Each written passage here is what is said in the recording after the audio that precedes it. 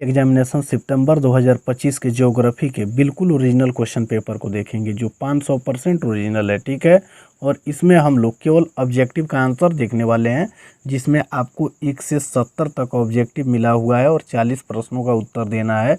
तो 1 से 40 तक के लगातार सभी प्रश्नों का उत्तर हम लोग देखने वाले हैं और 100% यही सब क्वेश्चन आपके एग्जाम में देखने को मिलेगा। तो चलिए वीडियो को स्टार्ट करते हैं। यदि आप चैनल पर पहली बार हैं तो चैनल को सब्सक्राइब जरूर कीजिए और अपने दोस्तों को भी शेयर जरूर कीजिए, ठीक है।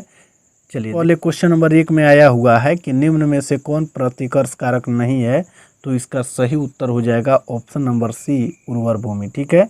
आपको याद रखना है, क्वेश्चन नंबर 1 में देखने को मिलेगा कि निम्न में से कौन प्रतिकर्ष कारक नहीं है। तो इसका सही उत्तर ऑप्शन नंबर सी हो जाएगा, उर्वर भूमि। चलिए फिर आगे वाला क्वेश्चन देखेंगे। क्वेश्चन नंबर 2 में दिया हुआ है कि आर्थिक क्रियाओं की कुल संख्या कितनी है। तो 2 का सही उत्तर ऑप्शन नंबर ए हो जाएगा 5, यानी जो आर्थिक क्रियाएं हैं उनकी कुल संख्या कितनी है, 5 है। फिर तीसरा नंबर क्वेश्चन में हम लोग देखेंगे, इसमें दिया हुआ है कि निम्न में से कौन स्थानांतरित कृषि का स्थानीय नाम नहीं है। तो इसका सही उत्तर 3 का ऑप्शन नंबर हो जाएगा बी, शिल्पा, ठीक है। चलिए फिर आगे वाला क्वेश्चन देखेंगे। क्वेश्चन नंबर 4 की तरफ हम लोग बढ़ेंगे।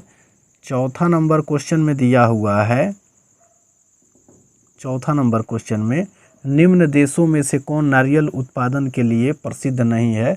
तो 4 का सही उत्तर ऑप्शन नंबर डी हो जाएगा, सूडान, यानी नारियल उत्पादन के लिए प्रसिद्ध कौन देश नहीं है। तो सूडान याद रख लेना है, ठीक है। चलिए फिर आगे वाला क्वेश्चन देखेंगे। 5वां नंबर क्वेश्चन में दिया हुआ है कि हुगली नदी के सहारे कौन सा उद्योग विकसित है। तो 5वां का सही उत्तर ऑप्शन नंबर बी हो जाएगा, जूट, ठीक है। चलिए फिर आगे वाला 6ठा नंबर क्वेश्चन में हम लोग देखेंगे। इसमें दिया हुआ है कि योकोहामा औद्योगिक प्रदेश किस देश में अवस्थित है। तो इसका सही उत्तर हो जाएगा ऑप्शन नंबर बी, जापान में। चलिए 7 नंबर क्वेश्चन को देखेंगे। इसमें पूछा हुआ है कि मक्का की पेटी है। तो इसका सही उत्तर 7 का ऑप्शन नंबर ए हो जाएगा, संयुक्त राज्य अमेरिका में। मक्का की पेटी कहाँ है, तो संयुक्त राज्य अमेरिका में है। फिर 8वां नंबर क्वेश्चन में हम लोग देखेंगे। इसमें दिया हुआ है कि निम्न में से कौन उच्च प्रौद्योगिकी उद्योग नहीं है। तो 8 का सही उत्तर ऑप्शन नंबर डी हो जाएगा, घरेलू उपकरण। चलिए फिर आगे वाला क्वेश्चन देखेंगे। 9 नंबर क्वेश्चन में दिया हुआ है निम्न में से कौन पर्यटन से संबंधित नहीं है। तो 9 का सही उत्तर ऑप्शन नंबर सी हो जाएगा, परिवहन, पर्यटन। चलिए फिर 10वां नंबर क्वेश्चन को देखेंगे। 10वां नंबर क्वेश्चन में दिया हुआ है लाल कॉलर का संबंध है। तो 10 का सही उत्तर ऑप्शन नंबर बी हो जाएगा, प्राथमिक क्रियाकलाप से। चलिए फिर आगे वाला क्वेश्चन देखेंगे 11 नंबर में। इसमें दिया हुआ है कि निम्न में से कौन परिवहन मार्ग है। तो 11 का सही उत्तर ऑप्शन नंबर डी हो जाएगा, इनमें से सभी। परिवहन मार्ग कौन है, तो इनमें से सभी, यानी कील नहर, पनामा नहर और स्वेज नहर। चलिए फिर आगे वाला 12 नंबर क्वेश्चन को देखेंगे। इसमें पूछा हुआ है कि ट्रांस साइबेरियन का संबंध है। तो इसका सही उत्तर हो जाएगा 12 का ऑप्शन नंबर बी, रेल मार्ग से, यानी जो ट्रांस साइबेरियन है वो रेल मार्ग से संबंध रखता है। चलिए फिर आगे वाला क्वेश्चन देखेंगे। 13 नंबर क्वेश्चन में दिया हुआ है कि डोबर का पतन उदाहरण है। तो 13 का सही उत्तर ऑप्शन नंबर सी हो जाएगा, सवारी पतन का। चलिए फिर 14 नंबर क्वेश्चन को देखेंगे। इसमें दिया हुआ है कि वृत्ताकार बस्ती प्रतिरूप पाया जाता है। तो 14 का सही उत्तर हो जाएगा ऑप्शन नंबर ए, झील के सहारे, यानी झील के सहारे क्या पाई जाती है, वृत्ताकार बस्ती की प्रतिरूप। चलिए फिर आगे वाला क्वेश्चन देखेंगे। 15 नंबर क्वेश्चन में दिया हुआ है कि धारावी मलिन बस्ती है। तो इसका सही उत्तर ऑप्शन नंबर बी हो जाएगा, मुंबई में। कहाँ पर, मुंबई में। चलिए फिर आगे वाला क्वेश्चन देखेंगे।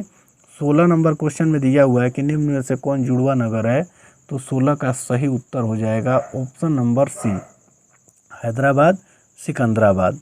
चलिए फिर आगे वाला क्वेश्चन देखेंगे। 17 नंबर क्वेश्चन में दिया हुआ है कि निम्न में से कौन औद्योगिक नगर है।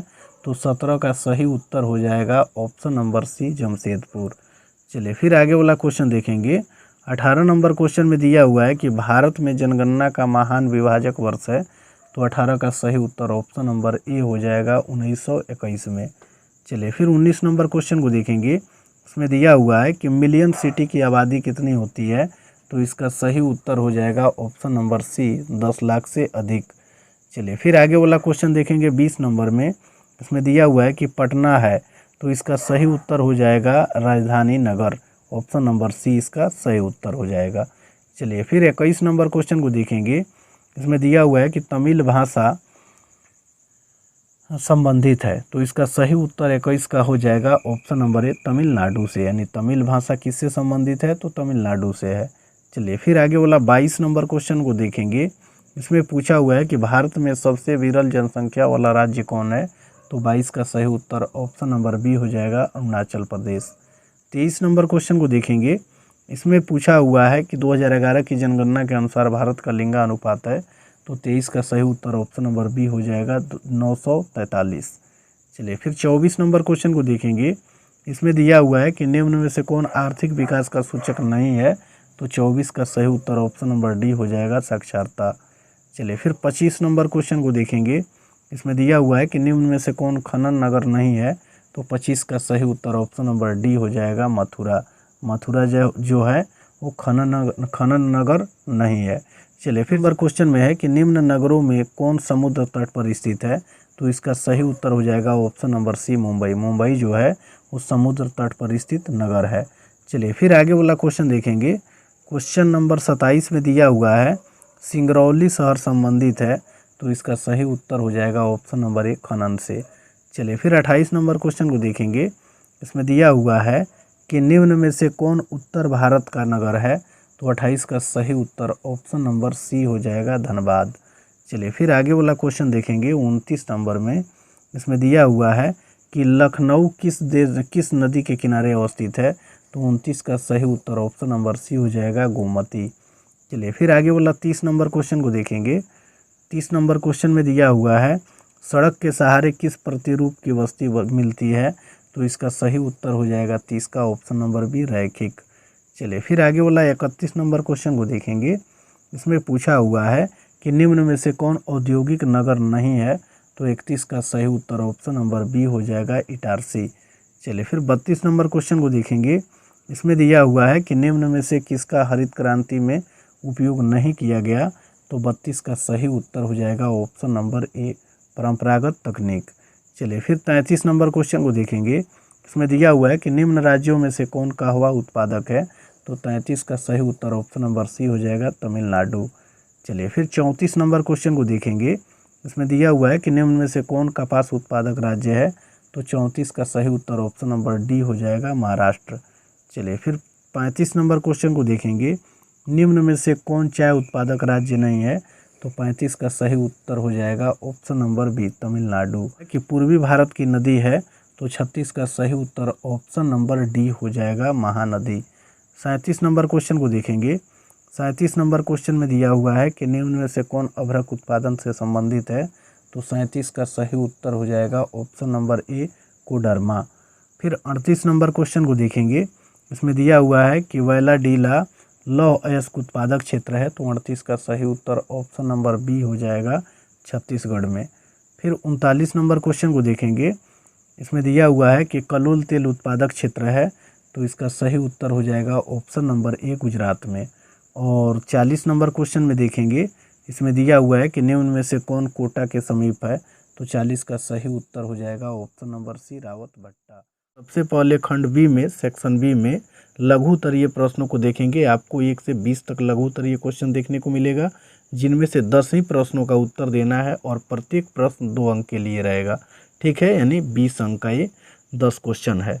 चलिए फिर देखेंगे। सबसे पहले हम लोग प्रश्न को देख लेते हैं, उसके बाद में सभी लगातार प्रश्नों का उत्तर हम लोग देखने वाले हैं, लघु उत्तरीय और दीर्घ उत्तरीय। तो ये अभी तक आपने चैनल को सब्सक्राइब नहीं किया है, तो चैनल को सब्सक्राइब जरूर कर लीजिए। देखिए क्वेश्चन नंबर एक में दिया हुआ है कि मानव विकास के किन्हीं 2 प्रमुख घटकों के नाम लिखिए। इसका भी आंसर आपको इसी वीडियो में देखने को मिलेगा। दूसरा नंबर क्वेश्चन में है कि रिटर किस देश से संबंधित है, इसका भी आंसर आपको इसी वीडियो में मिलेगा। और 3 नंबर क्वेश्चन में आया हुआ है कि जनसंख्या घनत्व को प्रभावित करने वाले किन्हीं 2 कारकों का उल्लेख कीजिए। ठीक है, तो अभी तक आपने चैनल को सब्सक्राइब नहीं किया है, तो चैनल को सब्सक्राइब जरूर कर लीजिए। ठीक है, बिल्कुल 500% रियल पेपर है और इसमें जो आंसर बताएंगे आपको देखने से ही याद हो जाएगा। ठीक है, चलिए फिर आगे वाला क्वेश्चन देखेंगे। चौथा नंबर क्वेश्चन में पूछा हुआ है कि लिंग अनुपात क्या है, और 5वां नंबर क्वेश्चन में है कि व्यापारिक अन्य कृषि के 2 उत्पादों के नाम लिखें। फिर 6ठा नंबर क्वेश्चन में देखेंगे। इसमें दिया हुआ है कि मातृ उद्योग किसे कहा जाता है, और 7वां नंबर क्वेश्चन में है कि ऋणात्मक व्यापार संतुलन क्या है, और 8वां नंबर क्वेश्चन में कि भारत के 4 सूती वस्त्र उद्योग केंद्रों के नाम लिखें। फिर 9वां नंबर क्वेश्चन में हम लोग देखेंगे, 9वां नंबर क्वेश्चन में दिया हुआ है कि चतुर्थक सेवाएं क्या है, और यही आपका जो है ओरिजिनल पेपर का कोड है। ठीक है, चलिए फिर आगे वाला क्वेश्चन देखते हैं। क्वेश्चन नंबर 10 में पूछा हुआ है कि पर्यटकों को आकर्षित करने वाले कारकों का उल्लेख कीजिए, और 11 नंबर क्वेश्चन में बाह्य स्रोतीकरण क्या है, 11 नंबर क्वेश्चन में बाह्य स्रोतीकरण क्या है, और 12 नंबर क्वेश्चन में पनामा नहर से जुड़े 2 महासागरों के नाम लिखे। 13 नंबर क्वेश्चन में पूछा हुआ है कि मुक्त व्यापार क्या है। चलिए फिर आगे वाला क्वेश्चन देखेंगे। 14 नंबर क्वेश्चन में कि भारत के 2 किला नगरों के उदाहरण दीजिए, और फिर यहाँ हम लोग अब दीर्घोत्तरीय क्वेश्चन दें, क्योंकि आपको मात्र 20 प्रश्नों में से 10 को बनाना है, तो 1 से 10 तक का उत्तर आपको इसमें मिल जाएगा। अब दीर्घोत्तरीय क्वेश्चन में हम लोग देख लेते हैं। इसमें प्रश्न संख्या 21 से 26 तक दीर्घोत्तरीय क्वेश्चन रहेगा, जिनमें से 3 प्रश्नों का उत्तर आपको चुन करके देना है, और प्रत्येक प्रश्न के लिए 5 अंक निर्धारित किए गए हैं। ठीक है, तो 21 नंबर क्वेश्चन में दिया हुआ है कि दुग्ध कृषि की विशेषताओं की वर्णन कीजिए। इसका भी आंसर आपको इसी वीडियो में मिलने वाला है। 22 नंबर क्वेश्चन में पूछा हुआ है कि अंतर्राष्ट्रीय व्यापार में सुएज नहर मार्ग के महत्व का वर्णन करें, और फिर यहाँ देखेंगे 23 नंबर क्वेश्चन में दिया हुआ है कि कार्य के आधार पर नगरों का वर्गीकृत कीजिए। चलिए अब इसमें हम लोग लगातार सभी प्रश्नों का एक से उत्तर देखेंगे। देखिए ये जो क्वेश्चन है, ठीक है, क्वेश्चन यह है 1 नंबर में पूछा हुआ है कि मानव विकास के किन्हीं 2 प्रमुख घटकों के नाम बताइए। तो इसका उत्तर लिखना है आपको स्वास्थ्य और शिक्षा, यानी लिखेंगे कि मानव विकास के किन्हीं 2 प्रमुख घटकों के नाम निम्नलिखित है, और पहला पॉइंट बना के लिखना है स्वास्थ्य और दूसरा में शिक्षा। बिल्कुल याद हो जाएगा। ठीक है, क्वेश्चन नंबर 1 का आंसर है। दूसरा नंबर क्वेश्चन में है कि रीटर किस देश से संबंधित है, तो लिखना है कि रीटर जर्मनी से संबंधित है। बस इतना ही आपको लिख देना है, 2 अंक 100% मिलेंगे। चलिए फिर आगे वाला क्वेश्चन देखेंगे। तीसरा नंबर क्वेश्चन में दिया हुआ है कि जनसंख्या घनत्व को प्रभावित करने वाले किन्हीं 2 कारकों का उल्लेख कीजिए। ये क्वेश्चन में 3 नंबर में पूछा हुआ है, तो उत्तर में लिखना है कि जनसंख्या घनत्व को प्रभावित करने वाले किन्हीं 2 कारक निम्नलिखित है, और फिर उसके नीचे पॉइंट 1 नंबर बना के लिखना है स्थलाकृति, और दूसरा पॉइंट में लिखना है जलवायु। ठीक है, चलिए फिर चौथा नंबर क्वेश्चन को देखेंगे। इसमें दिया हुआ है कि लिंग अनुपात क्या है, तो इसका उत्तर लिखेंगे कि प्रति 1000 पुरुषों पर स्त्रियों की संख्या को लिंग अनुपात कहते हैं। बिल्कुल इजी परिभाषा है कि प्रति जो 1000 पुरुष होते हैं उन पर जितनी स्त्रियों की संख्या होती है उसे ही लिंग अनुपात कहा जाता है। चलिए फिर 5वां नंबर क्वेश्चन को देखेंगे। इसमें दिया हुआ है कि व्यावसायिक अन्य कृषि के 2 उत्पादों के नाम लिखिए। तो इसका उत्तर लिखेंगे कि व्यावसायिक अन्य कृषि के 2 उत्पादों के नाम निम्नलिखित है। पहला नंबर पॉइंट में गेहूँ लिखेंगे, और दूसरा नंबर पॉइंट में मक्का लिखेंगे। चलिए फिर आगे वाला क्वेश्चन देखेंगे। क्वेश्चन नंबर 6 में देखिए, छठा नंबर क्वेश्चन में दिया हुआ है, ठीक है, छठा नंबर क्वेश्चन में दिया हुआ है कि मातृ उद्योग किसे कहा जाता है। तो इसका उत्तर लिखेंगे कि जिस उद्योग से अन्य उद्योगों का विकास होता है उसे मातृ उद्योग कहा जाता है। ठीक है, वैसा उद्योग जिससे किसी दूसरे उद्योग का विकास हो उसे क्या कहते हैं, मातृ उद्योग कहते हैं। जैसे में उदाहरण के लिए लोहा इस्पात को ले लिया जाए। ठीक है, लोहा इस्पात उद्योग जो है, सभी उद्योगों का जन्म लोहा इस्पात उद्योगों से ही हुआ है। ठीक है, इसलिए इसे मातृ उद्योग कहा जाता है। जैसे में मशीन बनाने के लिए उपकरण, वाहन निर्माण इत्यादि अनेक जो सामग्री बनते हैं, सब में लोहा इस्पात उद्योग शामिल होता है। ठीक है, तो लोहा इस्पात उद्योग को मातृ उद्योग के नाम से जाना जाता है। चलिए फिर आगे वाला क्वेश्चन देखेंगे। 7वां नंबर क्वेश्चन में पूछा हुआ है कि ऋणात्मक व्यापार संतुलन क्या है। ऋणात्मक व्यापार संतुलन क्या है, तो इसका उत्तर हम लोग लिखेंगे कि जब किसी देश का आयात निर्यात से अधिक होता है। ठीक है, जब किसी देश का आयात निर्यात से अधिक होता है तो उसे ऋणात्मक व्यापार संतुलन कहते हैं। बस बिल्कुल याद हो जाएगा, आपको याद रखना है कि किसी देश से आयात के मतलब वहाँ से अगर कोई सामान आ रहा है, ठीक है, और निर्यात मतलब यहाँ से कोई सामान जा रहा है, तो बोल रहा है कि जब किसी देश का आयात निर्यात से अधिक होता है, यानी इधर से जितना हम लोग अपने देश से सामान दूसरे देश में भेजते हैं उससे अधिक अगर हम दूसरे देशों से खरीद लें अपने देश में सामान, तो इसे ही ऋणात्मक व्यापार संतुलन कहा जाता है। यानी बेचने के बजाय ज़्यादा दूसरे देशों से खरीद लेना ही किसी वस्तु को क्या कहलाता है, ऋणात्मक व्यापार संतुलन कहलाता है। चलिए फिर आगे वाला क्वेश्चन देखेंगे 8वां नंबर में। 8वां नंबर क्वेश्चन में दिया हुआ है कि भारत के 4 सूती वस्त्र उद्योग केंद्रों के नाम लिखिए। तो इसमें लिखेंगे कि भारत के 4 सूती वस्त्र उद्योगों के नाम निम्नलिखित है। पहला नंबर पॉइंट बना के लिखेंगे मुंबई, फिर उसके नीचे वाला लाइन में दूसरा पॉइंट बना के लिखेंगे अहमदाबाद, और फिर उसके नीचे तीसरा नंबर पॉइंट बना के लिखेंगे सूरत, और चौथा नंबर पॉइंट बना के लिखेंगे कानपुर। ठीक है, चलिए फिर आगे वाला 9 नंबर क्वेश्चन को देखेंगे। इसमें दिया हुआ है कि चतुर्थक सेवाएं क्या है। तो इसका उत्तर हम लोग लिखेंगे कि उच्च कोटि की सेवाएं जैसे कि अनुसंधान, सूचना तकनीक जिसे आईटी कहा जाता है, परामर्श यानी कंसल्टेंसी, और शिक्षा आदि को चतुर्थक सेवाएं कहते हैं। इस चतुर्थक सेवाओं के अंतर्गत क्या क्या आता है, तो रिसर्च आता है, आईटी आता है, और परामर्श यानी कंसल्टेंसी आता है, और एजुकेशन शिक्षा आता है। चलिए फिर आगे वाला क्वेश्चन देखेंगे।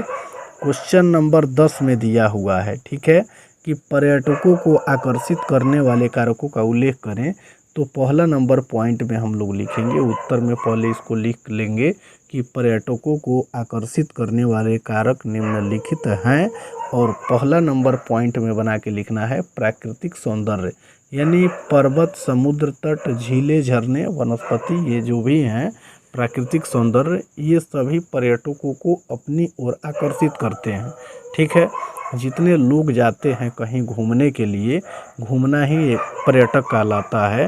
तो लोग कहाँ जाते हैं, या तो किसी पर्वतीय क्षेत्रों में जाएंगे, या समुद्री तटों वाले क्षेत्रों में जाएंगे, या कहीं झील जहाँ है वहाँ पर घूमने के लिए जाएंगे, या झरने या वनस्पतियों को देखने के लिए। और ये सभी क्या है, प्राकृतिक सौंदर्य हैं।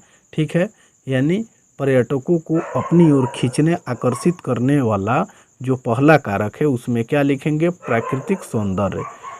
चलिए फिर दूसरा नंबर पॉइंट में हम लोग देखेंगे। दूसरा नंबर इसी क्वेश्चन के दूसरा नंबर पॉइंट में लिखेंगे ऐतिहासिक व सांस्कृतिक धरोहर। ठीक है, यानी वैसा कोई जगह जहाँ ऐतिहासिक या सांस्कृतिक धरोहर मौजूद हो।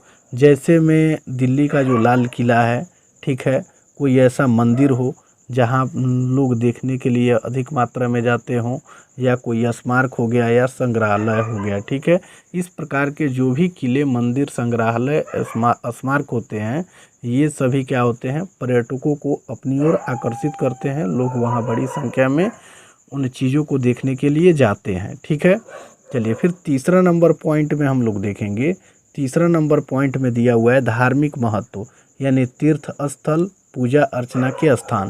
यानी धार्मिक जो स्थल हैं ये भी पर्यटक को आकर्षित करने वाला जगह होता है, जहाँ लोग पूजा अर्चना करने जाते हैं, या फिर उस तीर्थ स्थल को देखने या घूमने जाते हैं। तो ये भी एक कारक है धार्मिक महत्व की दृष्टि से, तीर्थ स्थल और पूजा अर्चना के स्थान। चलिए फिर चौथा नंबर पॉइंट में लिखेंगे मनोरंजन व साहित्यिक गतिविधियाँ, यानी खेल, ट्रैकिंग, सफारी, पर्वतारोहण, ये सभी जो हैं ये भी क्या हैं, पर्यटक को अपनी ओर आकर्षित करने के कारक हैं।